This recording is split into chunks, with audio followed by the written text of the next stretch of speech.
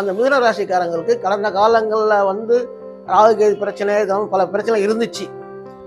இதெல்லாம் வந்து கிளியர் ஆகி இந்த மிதுன ராசிக்கு மிக பொன்னான காலமா இருக்கும். கன்னியா ராசிக்கு 12 வருஷத்துக்கு ஒரு வாட்டி குரு பகவான் 11ஆம் இடத்துக்கு வருவார். மிக மிக சிறப்பான யோகம், மேன்மை, லாபம் அனைத்தும் கிடைக்கும். காரணம் என்னன்னா 11ஆம் இடங்கிறது வந்து குரு பகவான் வந்து கடகத்துல இருந்து உச்சம் பெறார்.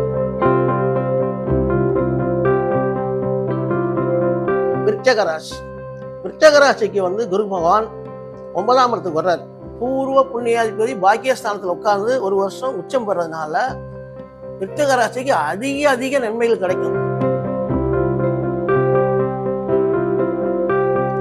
மகர ராசியை பத்தி நம்ம சொல்லணும்னா சாதாரண விஷயம் இல்லை. மகர ராசிக்காரங்க கிட்டத்தட்ட ஒரு 7-8 வருஷமா படாத பாடுபட்டுட்டாங்க.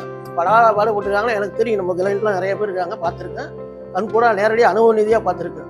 மே மாதம் 24 குரு பயிற்சியிலேருந்து 7ஆம் இடத்துக்கு குரு பகவான் வர்றாரு. குருவோட பார்வை மிக சிறப்பாக இருக்க காரணத்தினால இவங்க பட்ட கஷ்டங்கள், பட்ட துன்பங்கள்லாம் விலகி 5வது மீனராசி. இந்த குரு பயிற்சியிலேருந்து என்னன்னா கொஞ்சம் பொருளாதார நிதியாக நல்ல மேன்மை அடைகிறதுனால உடல் ஆரோக்கியம் பெற்றுவாங்க. அதே மாதிரி வருமானம்லாம் கொஞ்சம் நல்லபடியாக வரும். கடந்த 2011 உலகக்கோப்பையில் இந்தியா தான் வெல்லும், ஆஸ்திரேலியா அரையிறுதிக்கு கூட தகுதி பெறாது என்பதை 45 நாட்கள் முன்பே கணித்த 2006ஆம் ஆண்டு நடைபெற்ற சட்டமன்ற தேர்தலில் திமுக தலைவர் கருணாநிதியின் ஜாதகத்தை வைத்து திமுக தலைமையிலான கூட்டணி 163 இருந்து 174 இடங்கள் உறுதியாக வெல்லும் என்பதை 10 நாட்கள் முன்பே மிக துல்லியமாக கணித்த 2009 மக்களவைத் தேர்தலில் மன்மோகன் சிங் தான் பிரதமராக வருவார் என்பதை 35 நாட்கள் முன்பே கணித்த கடந்த முறை நடந்த மக்களவைத் தேர்தலில் மோடி தான் பிரதமராக வருவார் என்பதை 48 நாட்கள் முன்பே கணித்த நமது சிவவாக்கு ஜோதிடர் ருத்ர ஜெயக்குமார்.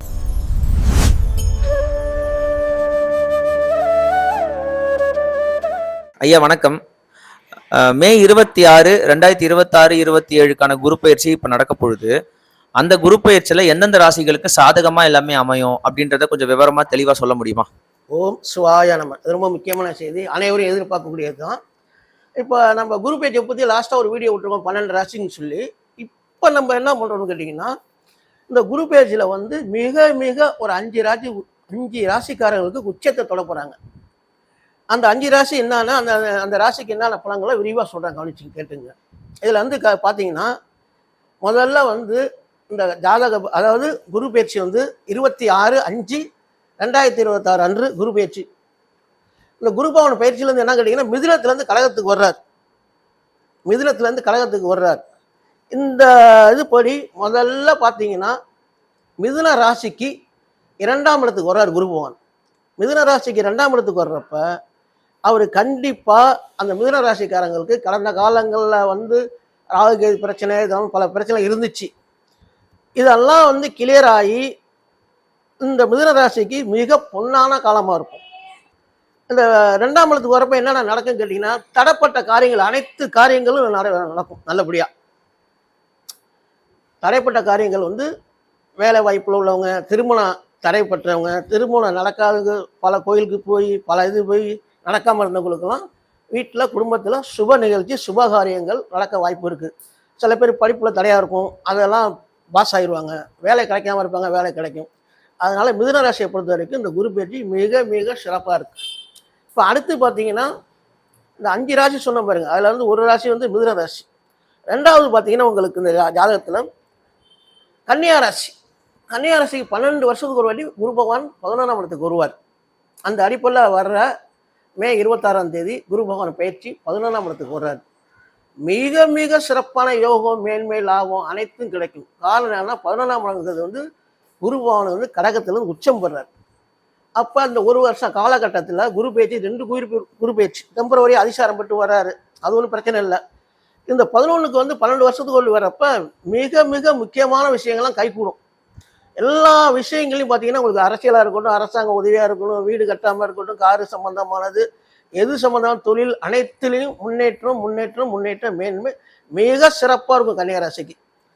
அடுத்த ராசி என்னன்னு கேட்டிங்கன்னா விருச்சக ராசிக்கு வந்து குரு பகவான் 9ஆம் இடத்துக்கு வர்றார். 9ஆம் இடத்துக்கு 9ஆம் இடத்துல 9ல் குரு பகவான் உச்சம்.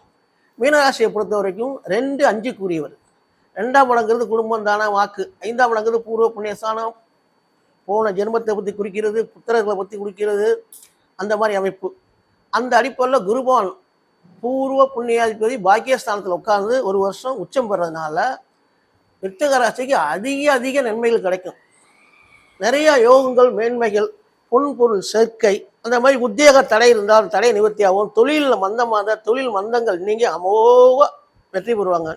ஏற்கனவே நிறைய கடன் பிரச்சனைகள், தொல்லைகள்லாம் இருந்திருக்கும். அதெல்லாம் நீங்கி இன்னுமே இந்த குரு பயிற்சியிலேருந்து உங்களுக்கு எதிர்காலம் மிக சிறப்பாக இருக்கும். அடுத்து பார்த்தீங்கன்னா மகர ராசி. மகர ராசியை பற்றி நம்ம சொல்லணும்னா சாதாரண விஷயம் இல்லை. மகர ராசிக்காரங்க கிட்டத்தட்ட ஒரு 7-8 வருஷமாக படாத பாடுபட்டுட்டாங்க. எனக்கு தெரியும். நம்ம கிளைண்ட்லாம் நிறைய பேர் இருக்காங்க, பார்த்துருக்கேன். கண் கூட நேரடியாக அனுபவ ரீதியாக பார்த்துருக்கேன். பயங்கர கஷ்டம்.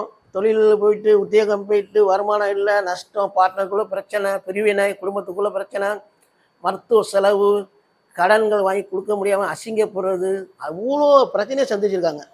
அப்படி சந்தித்தவங்களுக்கு வந்து பார்த்திங்கன்னா அந்த 2006 மார்ச் மாதத்துலேருந்து சனி பகவான் பயிற்சியிலேருந்து அவங்களுக்கு அந்த ஜென்மச்சனி விலகிட்டு 2ல் ராகு 8ல் கேது இருக்கா. இன்னும் கொஞ்சம் விலகுனால் கூட அந்த பிரச்சனைன்னு அவங்களுக்கு தீரலை.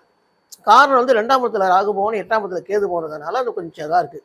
சில பேருக்கு ஜாதக ரீதியாக தசை புத்திகள் நல்லா இருந்தால் நல்லாயிருக்கும். தசை புத்தி சரியில்லைன்னா அவங்க சுமாராக தான் போயிட்டு இருக்கும். அதை சரியாக ஜாதகத்தை பார்த்து சரி பண்ணிக்கணும். அதெல்லாம் விஷயம் இருக்குது.